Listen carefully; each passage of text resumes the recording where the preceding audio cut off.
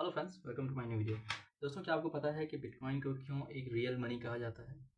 तो इस वीडियो में मैं आपको समझाऊंगा विद इन 5 मिनट्स कि कैसे एक बिटकॉइन एक रियल मनी है। ठीक है, तो उससे पहले आपको बिटकॉइन का नहीं, सॉरी, मनी का एक कॉन्सेप्ट समझना पड़ेगा कि हाउ मनी फंक्शंस। ठीक है, क्यों ऐसा होता है कि मैं 500 रुपये लेकर जाता हूँ किसी दुकान वाले के पास और वो 500 रुपये का मुझे कोई भी सामान दे देता है उस इक्वल वैल्यू का, वट एवर इट इज़। ठीक है, आपने कभी सोचा उस 500 के नोट में, वो तो कागज है, क्या उसका वैल्यू है? ठीक है, तो ये चलता है ट्रस्ट पे, विश्वास पे। ठीक है, वो आपको इसलिए दे देता है कुछ भी सामान क्योंकि उसे विश्वास है जब वो उस 500 के नोट को कहीं और लेके जाएगा तो उसे भी 500 के वर्थ का नोट मिल जाएगा। और यही विश्वास कंट्री में हर एक व्यक्ति को है, जिसके कारण से ये सिस्टम चलता रहता है। ठीक है, और ये विश्वास हमें दिलाता कौन है? ये विश्वास हमें गवर्नमेंट देती है। ठीक है, इससे इसे हम कहते हैं फिएट करेंसी। जो नोट है, नोट प्रिंटिंग, उसे हम फिएट करेंसी कहते हैं। फिएट करेंसी क्यों कहते हैं? क्योंकि इसकी कोई बैकिंग नहीं होती है। बैकिंग मतलब उस नोट को किस बेसिस पे छापा गया है, क्या उसकी वैल्यू है। ठीक है, फॉर एग्जाम्पल अगर मैं 1 केजी सोना रखता हूँ, ठीक है, और 1 केजी सोना का नाम 1 लाख, दाम 1 लाख रुपए है, ठीक है, और 1 लाख का नोट छाप देता हूँ मैं। ठीक है, तो इसमें बैकिंग है। ठीक है, कि वो 1 लाख रुपया इस 1 केजी सोना के अगेंस्ट में है। ठीक है, बट जो हमारी इकोनॉमी की करेंसी सिस्टम है आज के डेट में, मोस्टली जो कंट्रीज की करेंसी सिस्टम है वो फिएट बेस पे चलती है। मतलब उसकी कोई बैकिंग नहीं है, सिर्फ गवर्नमेंट का प्रॉमिस है, उस प्रॉमिस के बेस पे चल रहा है। ठीक है, अब इस फिएट के कारण प्रॉब्लम क्या आता है? प्रॉब्लम ये आता है कि जब भी गवर्नमेंट के अकाउंट्स में, जब अकाउंट मतलब ग्लोबल कंट्री अकाउंट में जब डेबिट होती है और जब वो डेट बहुत ज़्यादा ले लेता है, डेट का रिपे करना होता है, या किसी भी तरह का प्रॉब्लम जब आती है, पैसे की जरूरत पड़ती है देश को, तो देश क्या करता है? वो नोट प्रिंट कर देता है, नोट छाप लेता है। अब इस नोट छाप देने से वो होता क्या है? नोट छाप देने से इन्फ्लेशन बढ़ जाता है। इन्फ्लेशन कैसे बढ़ता है? जैसे सपोज कि हम बहुत सारा नोट छाप दिए, ठीक है, लेकिन कंट्री में बहुत सारा गुड्स एंड सर्विसेज तो इंप्रूव नहीं हुआ, इंक्रीज हुआ नहीं। ठीक है, अब सेम गुड्स एंड सर्विसेज है, सेम गुड्स एंड सर्विसेज को ज़्यादा पैसा फॉलो कर रहा है। ठीक है, तो हर गुड्स एंड सर्विस का दाम बढ़ने लगेगा। ठीक है, simple rule of economics, demand and supply. जब किसी चीज़ की सप्लाई अधिक बढ़ जाती है तो उसका प्राइस गिर जाता है, और किसी का सप्लाई जब कम हो जाता है तो उसका प्राइस बढ़ जाता है। सिमिलरली अगर करेंसी करेंसी का सप्लाई बढ़ जाता है, करेंसी प्रिंट करके कंट्री में हम लोग अगर डिस्ट्रीब्यूट कर दिए तो करेंसी का सप्लाई बढ़ गया, जिसके कारण से करेंसी की वैल्यू घट जाती है, उसकी परचेजिंग पावर घट जाती है, जिसे ही हम इन्फ्लेशन कहते हैं। ठीक है, और इन्फ्लेशन, परचेजिंग पावर घट जाती है, मतलब कल 100 रुपए का आप हो सकता है कि 5 केजी आटा खरीदते थे, पर आज आप 100 रुपए का शायद 3 केजी ही आटा खरीद पाओगे। तो क्या हुआ? उसका परचेज करने की शक्ति खत्म हो गई। वो 5 केजी खरीद पा रहा था, आज सिर्फ 3 केजी खरीद पा रहा है। This is called purchasing power. ठीक है, तो ये होता क्यों है? ये होता है मनी प्रिंटिंग की वजह से। मनी प्रिंट करने से गवर्नमेंट कौन रोक सकती है? कोई नहीं रोक सकता। ठीक है, this is the policy, this is the way government works. इसी प्रॉब्लम को सॉल्व करती है हमारी बिटकॉइन। बिटकॉइन कैसे इस प्रॉब्लम को सॉल्व करती है? जब बिटकॉइन को बनाया गया तो उसके डेवलपर जो कि सतोशी नाकामोटो हैं, उन्होंने उसमें एक कोड लिमिट लगाया, कोडिंग के थ्रू एक लिमिट ये लगाया कि मैक्सिमम मैक्सिमम दुनिया में 21 मिलियन, यानी कि 2 करोड़ 10 लाख, 2.1 करोड़ बिटकॉइंस ही जनरेट किए जा सकते हैं। उससे ज़्यादा बिटकॉइन जनरेट नहीं हो सकते। ठीक है, तो जस्ट इमेजिन, सपोज मान लीजिए कि पूरी ग्लोबल करेंसी में, हर जगह, हर कंट्री में bitcoin is a normal currency. हर चीज़ के लिए बिटकॉइन का इस्तेमाल होता है। ठीक है, हमारे देश में भी, विदेश में भी, हर जगह पूरा ग्लोबल करेंसी है बिटकॉइन।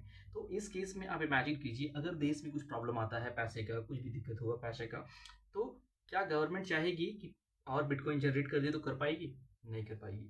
ठीक है, इससे क्या होगा? बिटकॉइन का सप्लाई लिमिटेड है, और लिमिटेड होने के कारण धीरे धीरे समय के साथ जब प्रोडक्टिविटी बढ़ती है और गुड्स और सर्विसेज का प्रोडक्शन ज़्यादा होता है हमारे देश में, ठीक है, तो रिलेटिवली उसके साथ हमारे करेंसी का, यानी कि बिटकॉइन जो अगर रहेगा उसका वैल्यू अप्रिशिएट होते रहेगा, धीरे धीरे उसका वैल्यू बढ़ता रहेगा। तो समय के साथ ऐसा होता है कि अगर आप देखोगे तो आज से 10 साल पहले अगर एक घर खरीदना हो, फॉर एग्जाम्पल घर खरीदते हैं, ठीक है, घर खरीदना हो, आज 1 करोड़ 2 करोड़ में एक घर आता है। ठीक है, एक डिसेंट घर एक अच्छे सिटी में। ठीक है, तो आज से 10 साल पहले का आप देखोगे तो आप शायद 4-5 बिटकॉइन देके, आज के डेट पे 4-5 बिटकॉइन देके, 4-5 करोड़, एक बिटकॉइन 1 करोड़ का है। ठीक है, तो आप 2 या 3 बिटकॉइन देके एक अच्छा घर खरीद सकते हो। पर आज से अगर 10 साल पहले देखते तो शायद 1,000 2,000 या 5,000 बिटकॉइन देना पड़ता एक अच्छे घर के लिए। तो ये क्या हुआ? पहले 5,000 बिटकॉइन का खरीदा रहा था, आज सिर्फ 5 बिटकॉइन का खरीदा रहा है। धीरे धीरे धीरे धीरे धीरे करेंसी की वैल्यू बढ़ती गई, जिसके कारण currency required for purchasing a house घटती गई, धीरे धीरे ये और घटती जाएगी।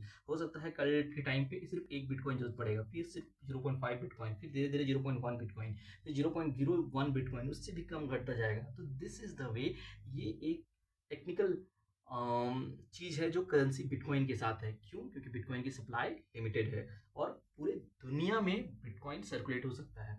ठीक है। दूसरा एग्जांपल, फॉर एग्जांपल अगर आप इंडिया में बैठे हुए एक इंसान है और प्लस अमेरिका में कोई व्यक्ति है, जिस साथ आपने बिजनेस ट्रांजेक्शन किया, अब आपको उसे कुछ पैसे भेजने हैं, ठीक है, तो आपको डॉलर भेजना पड़ेगा, है ना, डॉलर का एक्सचेंज करना पड़ेगा। दूसरा ये प्रॉब्लम कि जब आप उससे पैसे भेजोगे घर में बैठे बैठे, तो आप डायरेक्ट तो फोन पे या इस तरह से कर नहीं सकते, है ना, तो आप क्या करोगे, आपके फाइनेंशियल इंस्टीट्यूशन का सहारा लोगे। आप जाओगे अपने बैंकर के पास, आपका बैंकर सपोज मान लीजिए HDFC है, ठीक है, तो HDFC के पास जाओगे, आप बोलोगे अमेरिका में है कोई बंदा, सपोज मान लो रॉबर्ट, उसे आपको पे करना है कुछ अमाउंट, कोई डॉलर, ठीक है, तो ये HDFC अमेरिका के बैंक, जो कि रॉबर्ट का बैंक है, मान लेते हैं रॉबर्ट का बैंक बैंक ऑफ अमेरिका है, तो बैंक ऑफ अमेरिका और HDFC आपस में कोरिलेट करेगी, बात करेगी और इस ट्रांजेक्शन को कंप्लीट करेगी। ठीक है, तो आप पैसे दोगे बैंक HDFC को, HDFC देगी बैंक ऑफ अमेरिका को, बैंक ऑफ अमेरिका देगा रॉबर्ट को। इसमें क्या हुआ, HDFC और बैंक ऑफ अमेरिका दोनों कमीशन खा रहा है। ठीक है, तो इससे ट्रांजेक्शन करने का कॉस्ट बढ़ जाता है। ठीक है, इससे आपका खर्चा बढ़ जाता है। लेकिन बिटकॉइन में यही नहीं है। बिटकॉइन क्या होता है ना, एक वॉलेट टू वॉलेट ट्रांसफर होता है। जस्ट लाइक कि आप यूं समझ लीजिए कि एक ग्लोबल नेटवर्क है, इंटरनेट पे चल रही एक नेटवर्क है। ठीक है, फॉर एग्जाम्पल जैसे व्हाट्सएप पे आप फोन पे व्हाट्सएप पे फोटो भेज दो, ठीक है, मान के लो अमेरिका में रॉबर्ट है, रॉबर्ट के व्हाट्सएप पे अगर आप कुछ भेजना चाहो तो यहाँ से आप इंटरनेट से भेज सकते हो, ऑटोमेटिक उसको पहुंच जाएगा, कुछ ट्रांजेक्शन, कोई चीज की जरूरत नहीं है ना, कुछ नहीं लगेगा।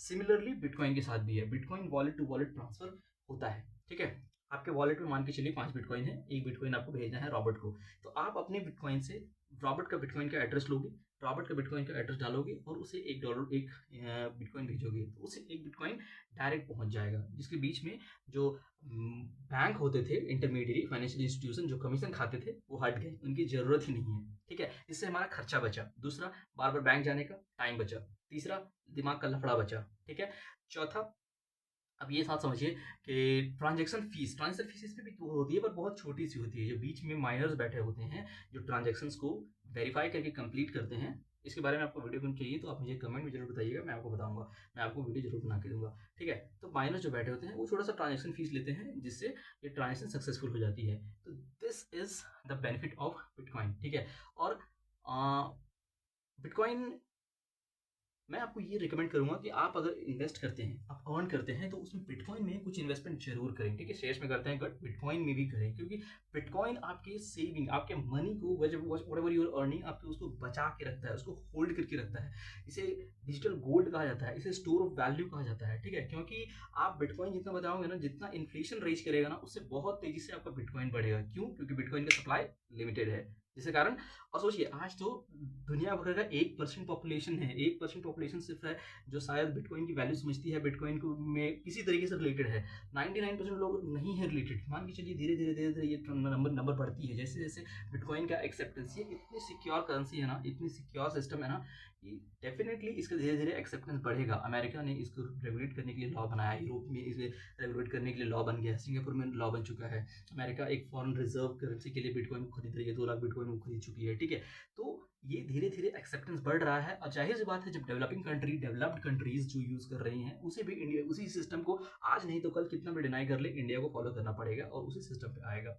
तो बिटकॉइन का आप इस्तेमाल आसानी से कर पाओगे फ्यूचर में, and this holds your purchasing power. आपका इन्फ्लेशन बीट नहीं करता, आपको इन्फ्लेशन आपके पैसे को खाता नहीं, ये इतने अच्छे से ग्रो करता है, इतनी तेजी से ग्रो करता है डिमांड सप्लाई के कारण, क्योंकि सप्लाई इसका लिमिटेड है, कि आपका 6% का इन्फ्लेशन है उसको आराम से बीट करेगा। और धीरे धीरे धीरे धीरे आपका जितना भी बिटकॉइन सेव करोगे, धीरे धीरे समय के साथ less and less bitcoin is required to buy more and more product. For example 2015 में अगर आप एक बिटकॉइन से घर खरीदते, फॉर एग्जाम्पल अगर वो चल रहा है, करेंसी चल रहा होता, तो आपको शायद 1000-2000 बिटकॉइन देना पड़ता एक घर खरीदने के लिए। आज की डेट पे आप 2-3 बिटकॉइन से खरीद सकते हो। धीरे धीरे वो एक बिटकॉइन से 0.5 बिटकॉइन, 0.5 बिटकॉइन से 0.1 बिटकॉइन, फिर धीरे धीरे 0.001 बिटकॉइन, इतना धीरे घटता जाएगा हर चीज़ का। तो ये आपको सेविंग्स को बहुत अच्छे से प्रोटेक्ट करता है। इसमें प्रॉब्लम क्या है ना, लोग डरते हैं वोलेटिलिटी से। डरिए मत, वोलेटिलिटी आएगी, आपको आज स्पेंड नहीं करना है, just buy and hold and forget it. Volatility आ रही है, जा रही है, ऊपर हो रहा है, नीचे हो रहा है, उसे भूल जाइए, उसे अपना काम करने दीजिए, वो समय के साथ अपना काम करेगी। Thank you.